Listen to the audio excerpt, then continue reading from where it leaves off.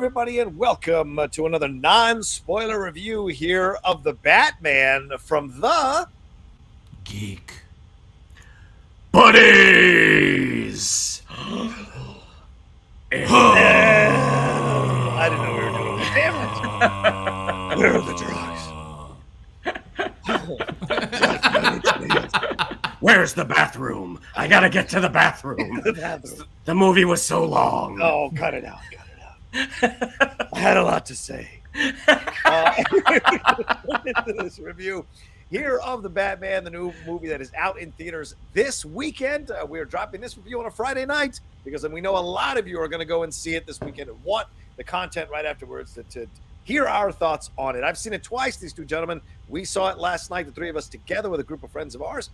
Thank you to Michael Vogel and JG for getting the tickets for us. We really appreciate that. It was a fun time, very much so. And we're going to break this whole thing down here. Remember, Matt Reeves directed this in, Robert Pattinson here, Andy Serkis, Zoe Kravitz. So many people involved in this. Colin Farrell under a fantastic amount of makeup. But this is a non-spoiler review. So we are not going to spoil anything, but we will talk generally and have some thoughts about everything that went on, both good and bad, here in the movie. Let's introduce ourselves. I am the Outlaw John Rocha, writer, producer, and host here on the Outlaw Nation and the Geek Buddies. Mike? I'm Michael Vogel. I'm a writer and producer of animated TV shows and movies. Shannon? And this is Shannon McClung. I'm an animation writer and a television actor where you may have seen me on Brooklyn Nine-Nine, Silicon Valley, and The Goldbergs. And we are powered and sponsored by the great people over there at Carbon Health at www.carbonhealth.com. 90 clinics in 14 states, virtual care in 24 states. Sometimes day of appointments can be made depending on where your clinic is located and the obviously the amount of people that are coming in there. But they offer so much care for you to have everything taken care of with your body. They believe everyone deserves good health care. They have great facilities there to make sure that happens. They have a three-pronged approach to develop a personalized healthcare regimen for you. We could all use it.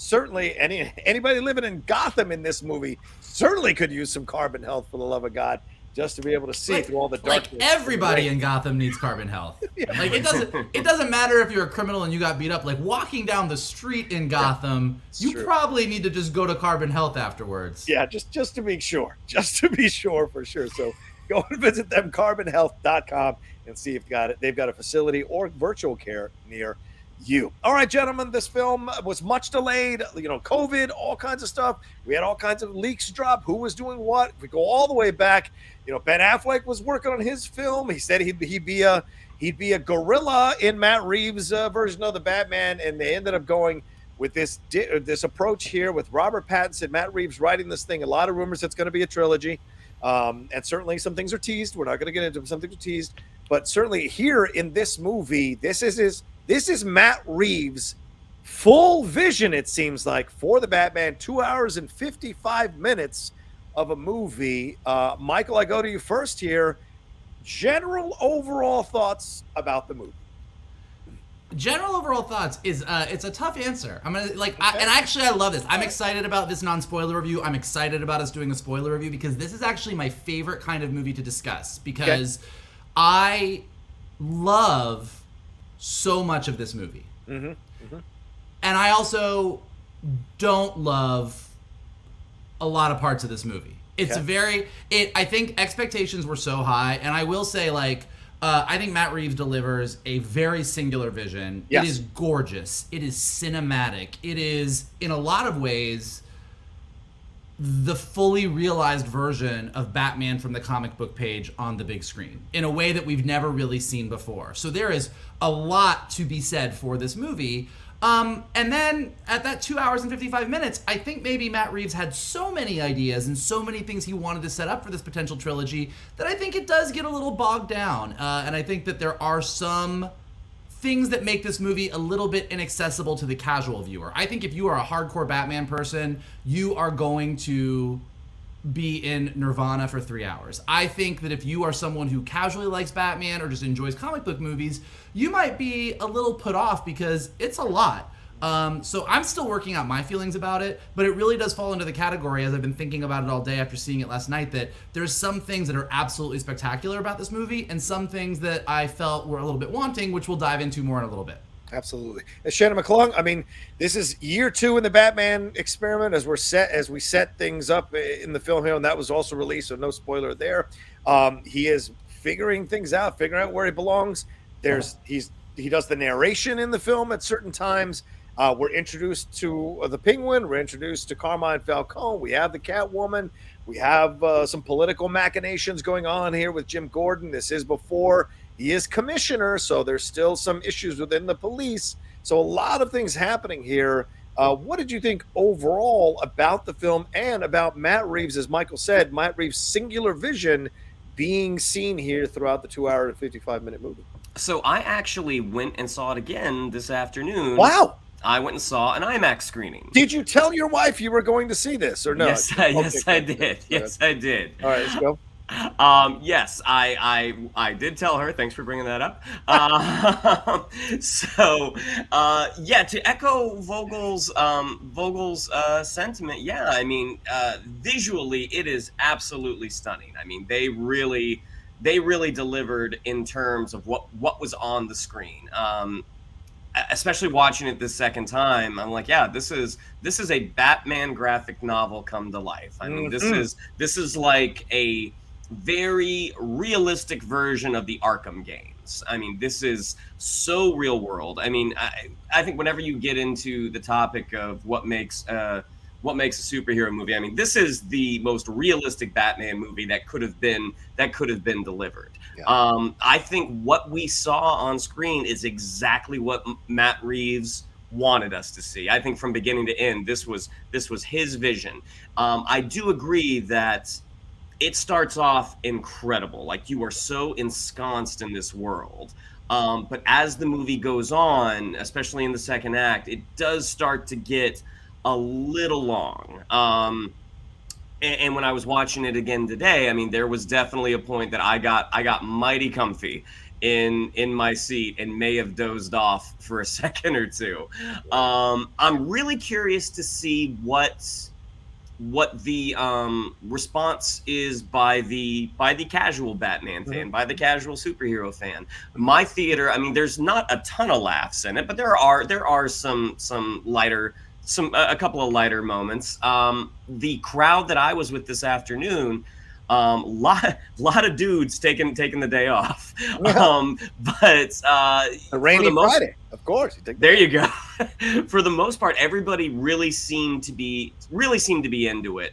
But by the end of the movie, you could feel the audience was tired. Last night when we finished watching, there was I wouldn't call it thunderous applause, but there was audible applause. Yeah. A bit less so today. I mean, granted, it's a matinee crowd, but I do feel like by the end, the audience is exhausted.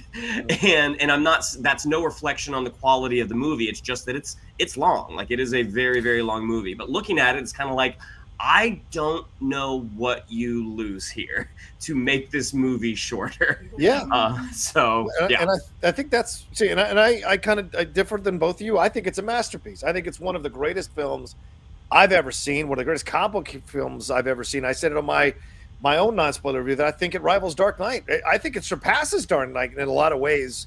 When you look back on Dark Knight, certainly the Aaron Eckhart storyline feels shoved in through a majority of that movie is a knock against that film, in my opinion. And the recasting of Rachel Dawes, which really, that character never really works in either version you put her in, that's a knock against the movie. I think people love the Joker aspect of it all, and that seems to override everything. For me, what overrides everything that, I do have issues with the film, of course, with the Batman, is this is such, as Michael stated, if you're a hardcore Batman fan, this is Nirvana. And this, to me, the darkness, the slow pace, the moments, the mystery, all of it, even the jokes where somebody figures something out ahead of them because of a certain situation, like that works for me. And I really enjoyed it.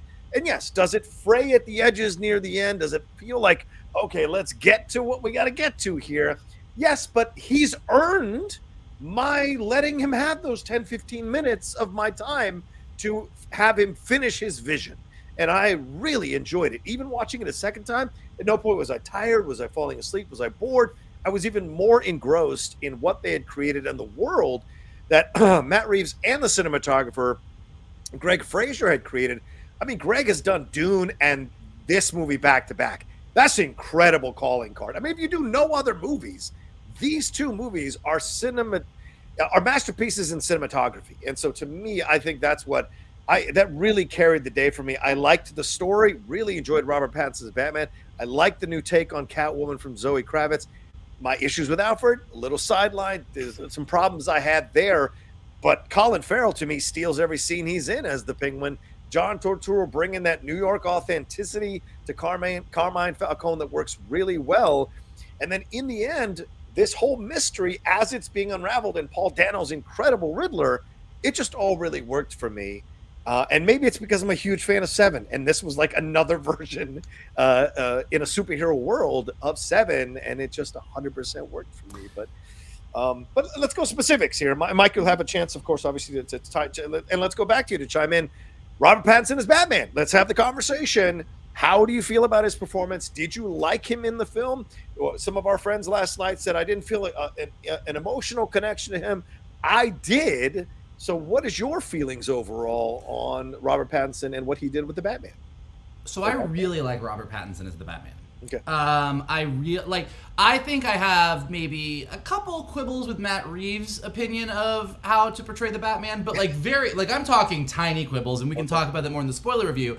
I think that a lot of times the actor portraying Batman leans heavy on the Bruce Wayne, and then when he puts the cowl and the mask on, kind of becomes just this sort of mysterious figure.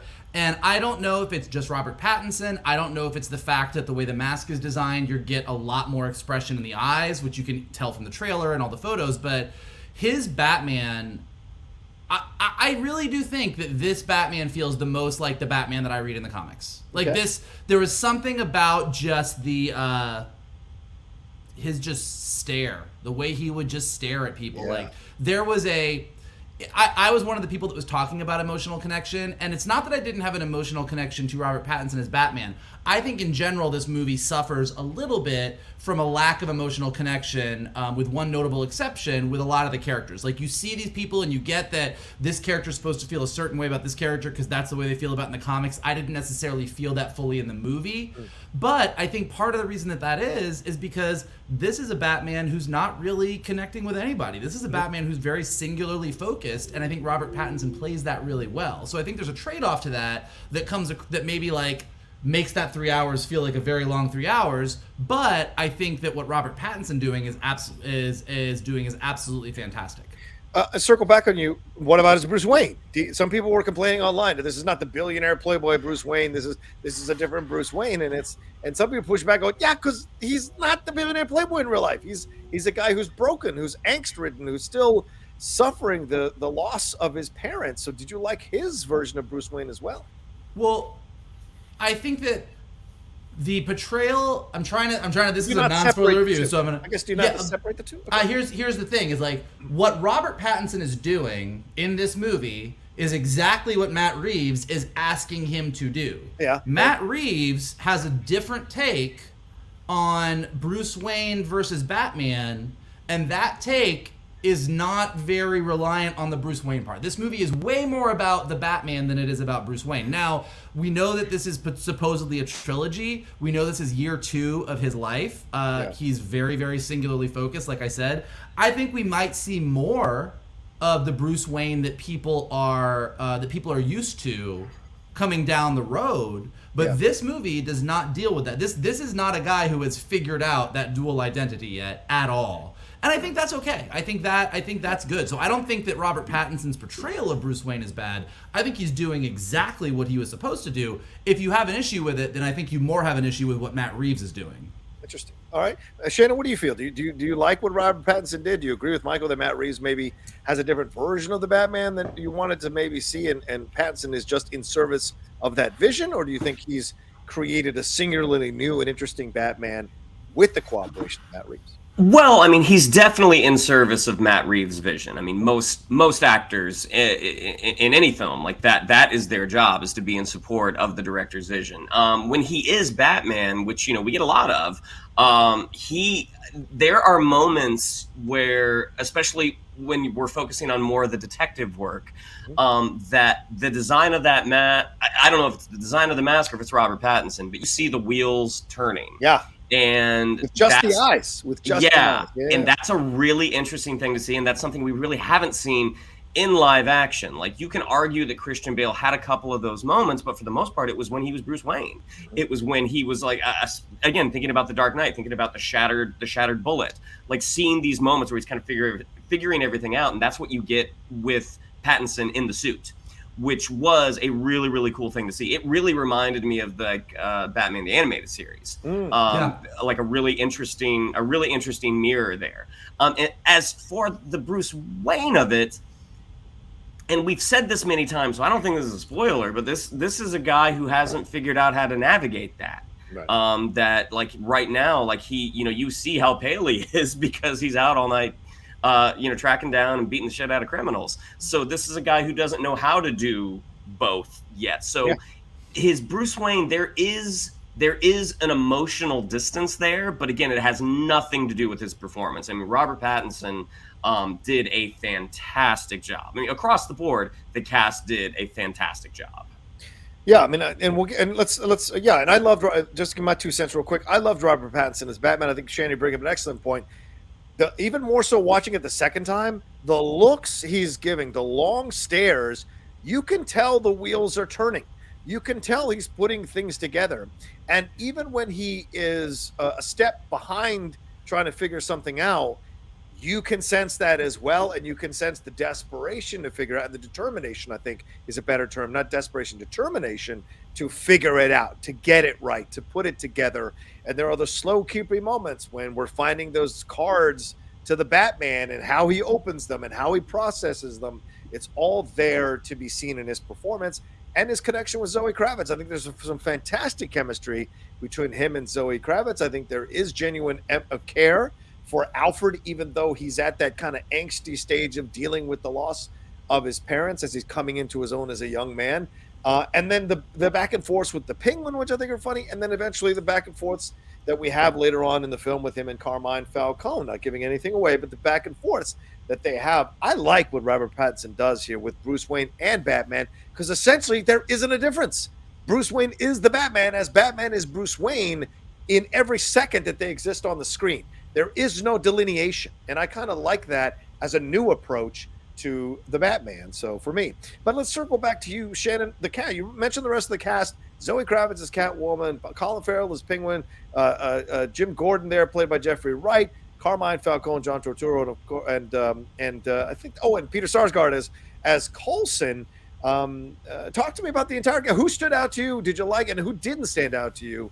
Andy Serkis is Alfred throwing in there as well. Who stood out to you? Colin Farrell steals the movie. I mean, he, going into this, take it easy. Yeah, exactly. When we were talking about what are they going to do with him, like there was some discussion, like are they not going to make him chubby? Are they not going to make him like have the nose? And I personally was like, I don't know why you cast a guy and throw him in makeup. After watching his performance, I don't question that anymore, because like he was the right guy. I mean, did such a unique take on Oswald Cobblepot, and again, a take that we've not seen in live action before. Like, we have the Danny DeVito, which is a very, very specific version of the Penguin, but this is a Penguin again. This is a guy that's from the comics. This is a guy who, you get the sense like he wants to be that legitimate businessman, despite the fact that he has some underhanded dealings going on. I agree with you on Zoe Kravitz. I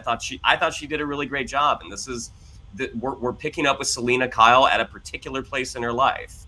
I thought she and Pattinson worked really well together, even if her story didn't necessarily, it wasn't the most dynamic part of the movie. What she was doing with what she was given was fantastic. Okay. I really liked Andy Serkis as Alfred, even though, again, like he to use your words, John, he is a little sidelined in the story. I mean, I want to see more of that relationship in the future.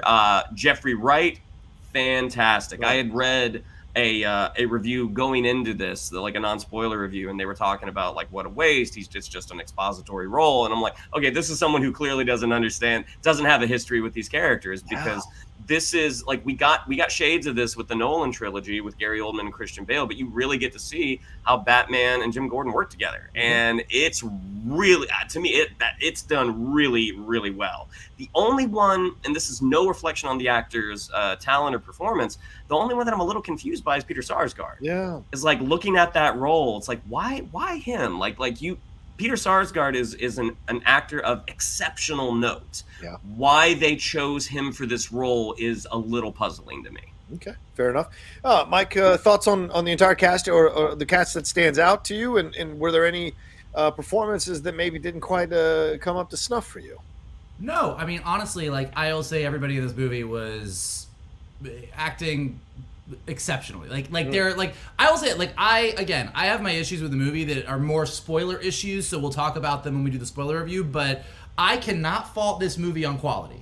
Like, I will, like, this movie is high quality, and all the performances are really high quality. I think that individually, every single person does an amazing job.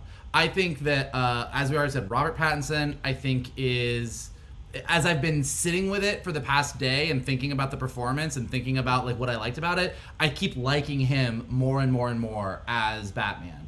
I really love Zoe Kravitz as Selena Kyle. I want to see more of her. I know there's been talk of a potential HBO Max series. Obviously, if this is a trilogy, there's more to her.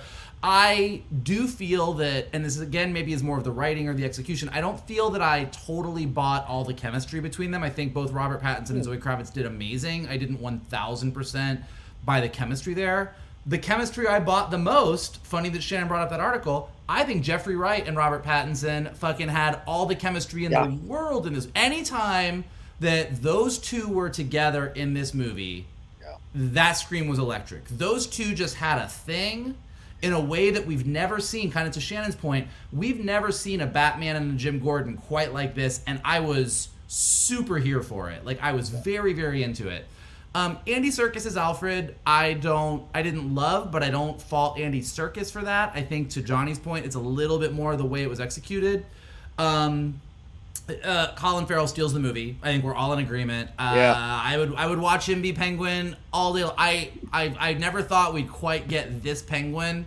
Again, kind of feeling like the Penguin that I understand from the comics, kind of some of my favorite Penguin arcs, which are few and far between, but when they show up, a really good Penguin arc is great, and I feel like this is a great beginning of a Penguin arc for this movie.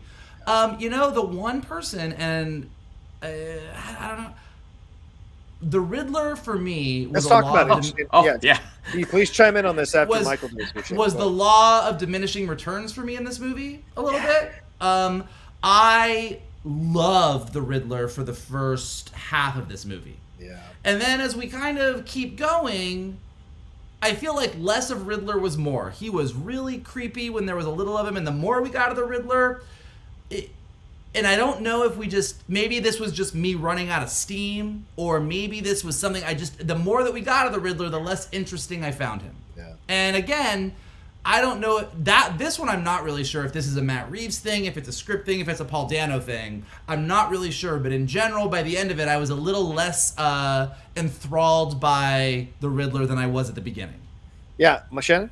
Yeah, that's I don't think that has anything to do with Paul Dano's performance. I thought, again, like, we get to see a couple different versions of this guy, and when we get to him, I think it's the length of the movie. That is just kind of like what he's delivering, I think absolutely works. I think it's just where some of that stuff ends up. Yeah. By the end, you're, as an audience member, you're just exhausted. So I don't think it resonated quite as much. Again, because I took a little cat nap in the one today. Because of Catwoman. I feel like his performance resonated more with me today because I got to recharge my batteries a little bit. Yeah, I mean, I think I'm in your camp, Mike, a little bit, because I even seeing it a second time, like, and again, we don't want to get into spoilers, but he is fantastic for a majority of the film, and then There Will Be Blood, Paul Dano shows up, and I start to move a little bit away from it. So I agree with you. I think we should have kept the less is more. Again, we don't want to ruin anything, but there's just something there's a switch over that happens, and you're like, okay, that is the Riddler from the comics, but that wasn't the Riddler that I thought we were getting. And so you just kind of, the standard Riddler as he's been seen. Certainly different artists, different writers have taken creative liberties with that character in the past. But I felt like there was something that we thought we were getting, and then there was a little bit of a thing. So, yeah, I agree with you guys on that one. Absolutely. Let's move to the story. Mike, I go back to you. Let's talk about the overall story. You know, you've been a showrunner, certainly in charge of many things. You are a showrunner as an executive producer. So being in charge of all the story elements here, making sure they kind of come together. How did you feel about the overall story here? The Batman trying to figure out the Riddler situation, confronting the stuff about his past and his parents, and then also dealing with this criminal empire that is in motion here against him. So I think that what I was talking to my brother on the way home from the movie last night. There it is. Kind of talking about it, and and I have to mention him because he got very mad last night. Announced to all the Geek Buddies that I steal all of his comments and bring them to the Geek Buddies. But I'm just saying, I'm gonna put it out there now. But no, we were talking about it on the way home, and I think that what this movie suffers from a little bit is Matt Reeves had so many legitimately really good ideas that he wanted to bring to Batman. And I think that there's a lot going on in this movie. And I think that maybe had he pulled back there's a really great story about the past of Gotham. Yes. There's a really great take on the Riddler and what he's doing and how that relates to the world we live in today. There's an entire world of like references to Long Halloween and all these things. There's I want to do a Batman in a different way and like give you the detective Batman you've never gotten before. And none of these ideas are bad ideas, and they're all really, really well executed. But I think that all of them being executed at the same time by about an hour and 45 minutes in gets a little bit overwhelming. And also some of those ideas start to step on each other a little bit, which is where you get into a third act where you're like, oh, okay, there's a lot going on here. So I think that the story almost suffers from too many good ideas, which is a lot better than a movie suffering from bad ideas. Like, everything that's going on here is really good. Again, like, Matt Reeves is bringing his A game. The actors are bringing their A game. Everyone's bringing their A game. So I think what this movie suffers from is kind of everybody saying, God, there's a bunch of stuff that people haven't really touched. As for as many Batman stories as we've had, there's a bunch of really good stuff that people haven't really touched. And that's the issue. So I think that's why I have a hard time deciding really how I feel about this movie, because I do feel by the end of the movie it gets a little bit muddled, or to use John's word, frayed at the edges. And I wish it didn't, but it's hard, kind of to Shannon's point, to decide which parts I would want to take out, because I think it's all really good stuff. I think other thing story-wise, I'll just say really quick, before I forget, is that I think what I like most about this movie is that it's really not a superhero movie. It's a crime noir film. Yes, it is. I mean, this movie is way more inspired by Chinatown than it is by take your pick of any superhero film. You know what I mean? Like, this is a crime noir film, and it feels like that just from the cinematography, the moodiness, the narration, like everything is very crime noir. And I really appreciated that. I think that's really one of the things that makes it really stand out. Yeah, this is Zodiac. This is not Lethal Weapon, and I think that's a fair point. Like, it's a completely different approach to it. And one of the things that's not what I would have pulled, but I don't disagree. But I mean, that's and I love that about the film. I love that it's a noir detective. This is what Matt Reeves promised us, and he delivered it. And I like the pacing and the going through it all and what have you. And I hear you about the story, as I said, near the end a little bit. I'm like, okay, because like a certain storyline disappears for a significant amount of time and then is brought back, and you're like, oh yeah, that's right, that's also happening. And so it gets a little weird how that kind of gets disjointed all of a sudden when both of these storylines were working in conjunction with each other. All of a sudden one takes off, and then the other one kind of leaps over that to take over on the back half of the last half of the film. So that's an interesting situation overall. But I liked the world he created. And I like the story he put us through. I like that it challenged me. And I really enjoyed that we were watching a 3-hour graphic novel movie a graphic novel come to life in a movie. Shannon, thoughts on the story yourself?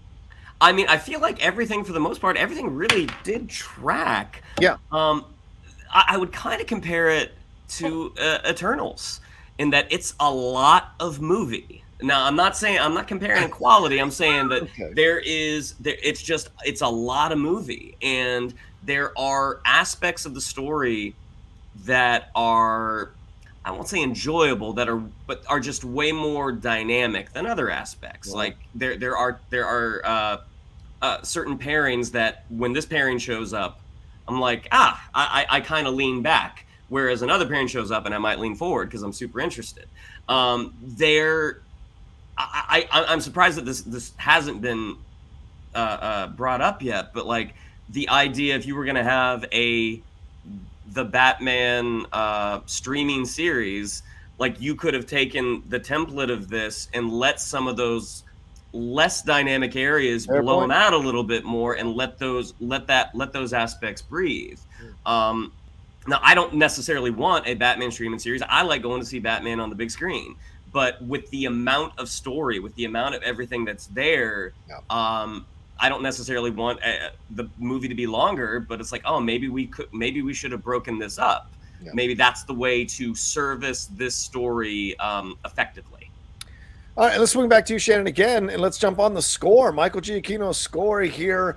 I think I haven't heard a comic book movie score affect me like this since 2015's Man of Steel or 2013's Man of Steel. Shannon, what did you feel about the score here? Is one half of the score horrors on this particular show? I mean, crack of the bat, home run. Yeah. I mean, that score, like I started listening to that score the first day it was available on Apple Music, and watching it with the visuals that I kind of was like, putting together in my head, absolutely delivered. I know we had talked about next year's Oscars. Does the Batman make an appearance? I 100% think Giacchino's score is going to make an appearance. Okay, Mike? I've seen a couple people, including some of our friends, describe that Batman theme as like the superhero version of the Imperial March. Nope. Hold on. There's similarities to it. I'm not saying it is a bad thing. I will say, like, I get why people are kind of making that joke, and I can see why that is there. I will say it is, and we haven't had something like this in a minute. Like, I was trying to think of the last time we saw it. Instantly iconic. Mm-hmm. Instantly iconic. Like there are moments in that movie where, and like that Batman theme, that like main theme, that like boom, boom, boom, like that theme that you hear in the trailers and everything, like it happens a whole fucking lot. And like that's a risk with a score. Like if you're gonna like double down on a theme, you better hope you're nailing it, because if you're not nailing it, people are gonna be like, fuck this shit again. And like there's a moment about halfway through the movie where there's a big action sequence, and then there's a moment that happens, and that score comes in pounding hard. And I literally was watching it and I was like, if this score wasn't working, people would giggle right now. And instead, our theater burst into applause. Yeah. Like that theme, I think, is going to become this theme might become more synonymous with Batman than Elfman's theme, which is kind of the most iconic. And I kind of feel like this theme might do it. And that's saying a lot, because I love the Elfman score. Yeah, and I think you also felt that the Hans Zimmer score was better than the John Williams score. So I think that's, you also say you're on record saying that as well. No, I've never ever said that. Ever. In my life, and I never would. For Superman. Ever. For Superman. We're clarifying right now. Well, let me ask you, Mike, swing back to you. You mentioned action sequences. What did you think? Two things. What did you think about the action sequences and the hand-to-hand fighting, and also the usage or the limited usage of the gadgets of the Batman? And I don't want to get, obviously, no spoilers here, but what did you think about the fight sequences and the usage of the weapons? Shannon said this, and I think it nails it. I think like this movie felt like an Arkham game. Oh, Like I think that the action sequences had this visceral feel to them. The action sequences felt really really intense. They felt really brutal. And all I could think about is, in 1989, we got a Batman who could barely move his neck. Well, no, let me rephrase.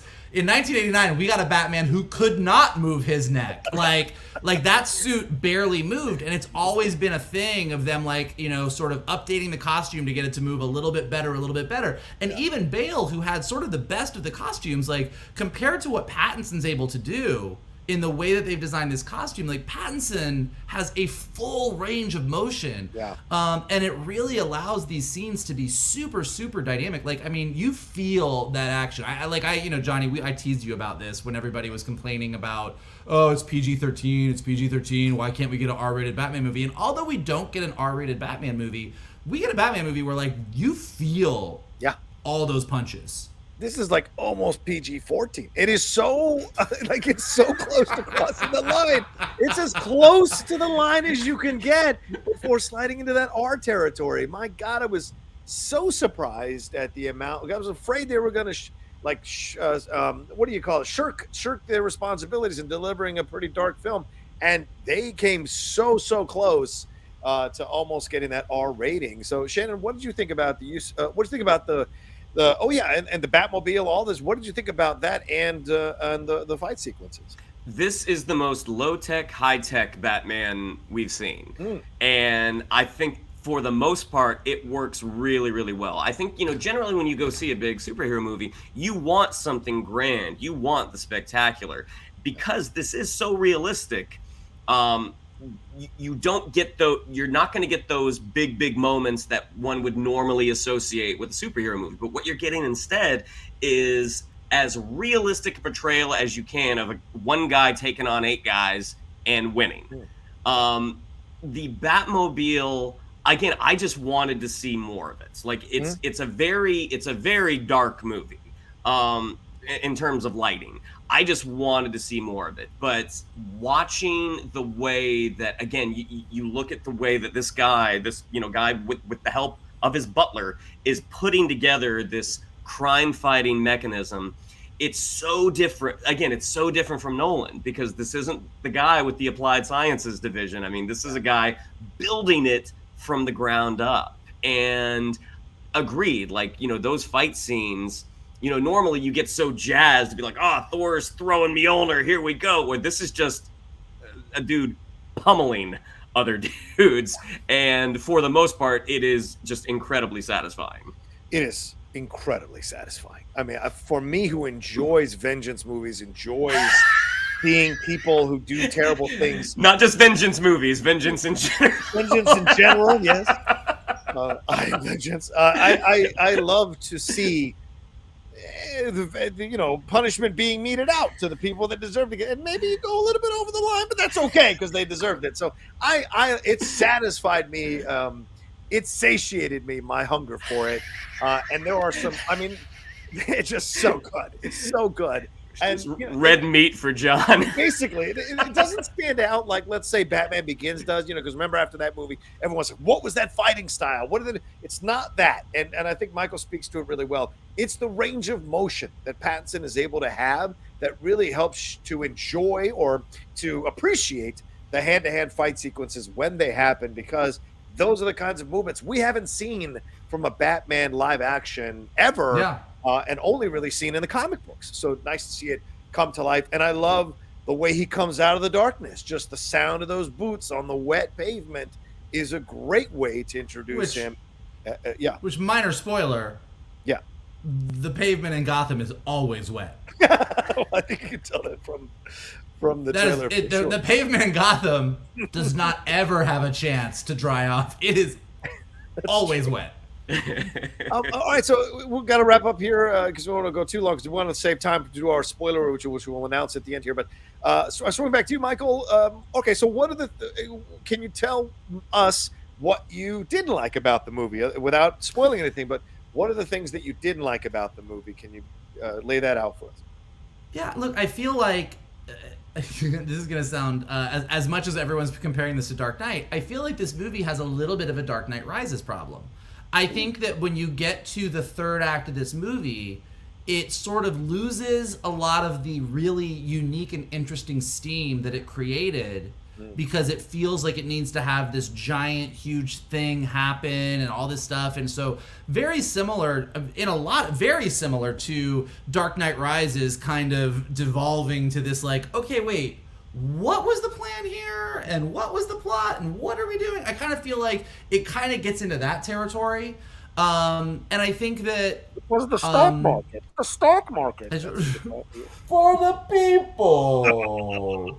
So I think that's an issue. And as I kind of mentioned before, I think this is part of Matt Reeves' design, and part of maybe the vision he has for a trilogy. And maybe this will feel better at the end of the day when we have the full story. But I feel like there's a lack of emotional connection. I feel like as we came out with all of our friends, there was the people that were super hardcore Batman people like Johnny that were like, this is a masterpiece, I love it. There was a lot of people that were like, I think that, Shannon was saying, it gets a little long and I don't know what you would take out. But I would counter that I think a lot of times when a movie feels long, it's because you're not passionately invested. That's fair. When you're passionately invested, when you know what the character wants and you want them to get it, and you are like, oh my, like, I want to get the girl, I want to win the race, like whatever you want to call it, you're into it. And I think with this movie, because Batman as a character is a little bit disconnected, as a result, the audience is a little bit disconnected, and a lot of the relationships are disconnected.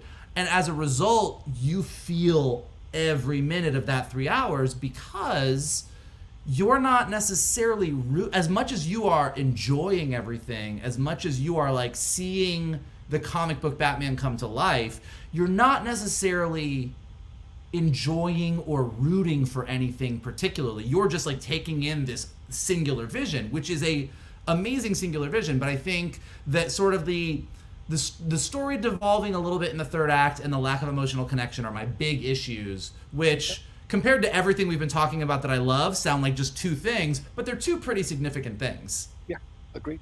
Shannon, any things that you didn't like about them? Yeah, I mean, some of Selina's story did not hit as hard as I think it was designed to. And again, that's no comments on the performance of Zoe Kravitz or anyone else associated with her storylines. That one just didn't personally hook me, despite liking everyone involved. And yeah, I mean, I do agree with Vogel on the third act challenges. Is by the end, again, I think we're kind of so conditioned to expect certain things in a superhero film. And that can be a good thing, and that can be a bad thing. By the time the third act rolls around, it doesn't quite hit the beats that you're expecting, and it just leaves you with kind of a feeling. Okay. Yeah, I mean, I mentioned the Alfred thing. That is, that's nothing new. I've mentioned that a couple times in my other reviews too. That's the one thing that I felt like I was really disappointed by, because you mentioned the Jim Gordon thing, and maybe that's what you had to create space for. In order to get the Jim Gordon connection, you had to kind of lose time with the other connection. But I think something could have been worked out here where we felt that connection and that bond between them a bit more strongly. And there is an element of that involved in the storyline, an arc on that relationship in the storyline. So maybe they felt they needed to do certain things in order to pay that off, but I didn't 100% feel like it worked. I do think, as we said, at the end, this kind of all of a sudden one storyline disappearing for a little bit just kind of bothered me. Instead of weaving it more in, it just kind of bothered me. And I gotta say, that second to last scene where a certain somebody is heard, that really didn't work for me. I wanted it to work for me, and it didn't work for me. And that's one thing that I was like, you are really walking that spoiler tightrope right now. I am. That bar, but like, I just felt like it didn't. But I liked the way it ended. I liked that this was something that presented a Batman that is going on a journey, a Bruce Wayne that is going on a journey. There is an arc, whether you emotionally connect to him or emotionally connect to his arc. maybe you don't, but I did, and so I liked where we went 100%. But there is 100% an arc. You are 100% right. Like the arc for Batman is very clear. Yeah, and I think works, and I think makes sense. It's more some of the other connections and stuff. Yeah, I don't disagree, and those are the things, and I would love to have had more Penguin. So if this series pops off like they're saying on HBO Max, I can't wait to see this series. I'll be first in line to see this series because that character is a character I definitely want to see. I don't know if there's anything else that I didn't. Yeah, I mean, I think it's a damn masterpiece. It works for me. I could go see it right now again, and I probably will try to see it in the next few days in IMAX. But before I do, the three of us are going to be back together again to do a spoiler review for the Batman, where we go deeper and we don't have to walk the line or anything like that. We'll go right in and break through the lines and talk about everything that we liked and didn't like about the movie. And we're looking at to do it this Sunday at 5 p.m. PT, as you're hearing us. And we might have a special guest joining us. The offer has been put out to a certain DC fan that has been on the Geek Buddies show before and might have joined us for our Out of the Theater reaction in a quick cameo. If he is available, hopefully he will join us. But we are planning on doing it this Sunday, 5 p.m. PT, a spoiler review for the Batman. Is that correct, gentlemen? Am I right on that?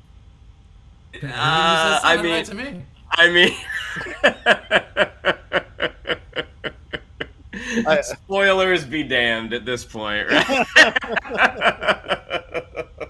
If he can show up, if he can join us, we shall see for sure. Or she. We didn't say. Maybe we didn't say, right? I'm sorry. Yeah. I don't know how they identify nowadays. I'm not getting Or they. I respect. Or they. Exactly. All right. Any final words, guys, before we wrap up? Any final words on this, or are we good? Yeah, well, I do think that the movie sticks with you.